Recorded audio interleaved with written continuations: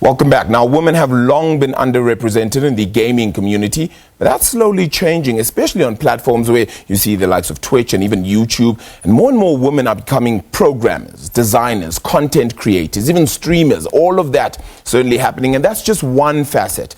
Although there's still a long way to go, we have certainly made great strides in recent years. We now do chat to Busi Msizi, who is Head of Group Corporate Affairs and Business Development at Zamani Holdings. Thank you so much for the time, really appreciate it. Let's talk about exactly why we talk about the gaming industry as we currently have and how things are perhaps likely to change and how you're hoping to certainly change how it's viewed. I think there's definitely great strides to be made, especially around the advancement of women within the gaming industry. If you look at the stats on their own, only 20% accounts for women in the gaming industry in key leadership roles, and even fewer are actually owners of those businesses. So I think whilst we are making progress, there's so much more that we can do, because we find that this industry is largely very male dominated, as is everything else, unfortunately. And with an industry that's largely controlled by a white male in terms of dominance, who continue to monopolize the industry, it's very difficult for women in general to get into gaming industry. So when we talk about gaming, which areas are we actually talking about? Just for context for our viewers. So Zamani Holdings was established in 1990. We're a group of privately owned companies, and one of those companies is Ituba Holdings, which is the South African National Lottery operator.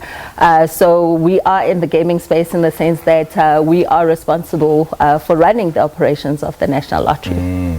Okay.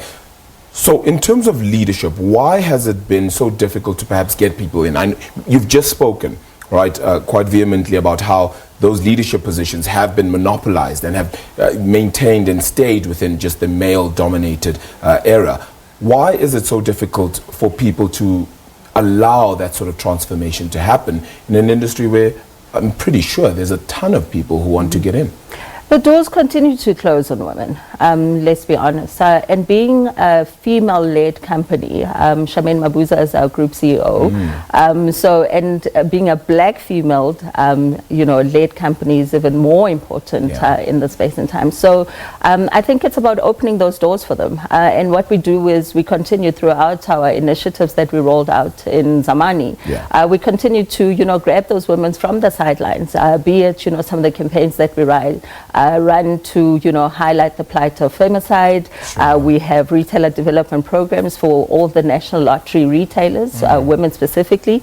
And we've seen about 100 women go through that program where we kind of upskill them, take them through formal courses, to make them more profitable businesses. So I think it's if more and more corporate, SA opened up their doors to a lot more women, it would definitely will make the greater progress. The strides that are certainly very necessary. Let's talk about the upcoming conference that's joined with ICE Africa, if I'm not mistaken. Won't you just tell us more about that? It's a wonderful platform, and we couldn't be happier to be sponsoring the ICE Africa Women in Gaming Breakfast. I think this is another platform for us to kind of highlight that plight and, see the advancement of women, within the gaming industry. So we are very proud to be taking part, and we'll be joined by a number of leading businesswomen, key role players in this area. And some of the topics will really center around, how do we make more? How do we open up these doors? As women that are already in this particular sector, what more can we do to open up the doors for the younger women and the younger generation to come through the ranks as well? They always say that progress is a slow process. Would you accept that in this case? Are you accepting that things are going to move slowly along and you're just going to have to, unfortunately, plug away as much as possible and, it won't happen? Or do you have ambitious plans to perhaps change it as much as possible? I think we should never be comfortable with slow progress. I think so much more can be done. And conferences like these highlight those struggles that women face on a daily basis. And what we do try and push is to profile people like Charmaine Mabuza to say, you can do it. Here's a black female leading at the top, leading a huge group of companies in terms of Zamani Holdings. But look at what the lottery has done. Since we took over in 2015, we've made great progress. We've had great milestones that we've reached, huge successes. We set up to really reinvigorate the lottery from where it was. Yeah. And I think we've met those objectives. If you look at how much we've increased our footprint in terms of, making lottery more available, we've got 9,000 terminals around the country. Sure. Over and above that, we've got 170,000 handheld terminals where people can now. Won the lotto. Well, keep trying. Any chance you can change that? Keep trying. Nonetheless. You have to be in it to win it. Busi, appreciate the time. Thank you so much. Really, really appreciate it. Best of luck with it, and certainly hope a whole lot of progress is made, more than just slow progress, that is. That's Busi Msizi, who is head of Group Corp.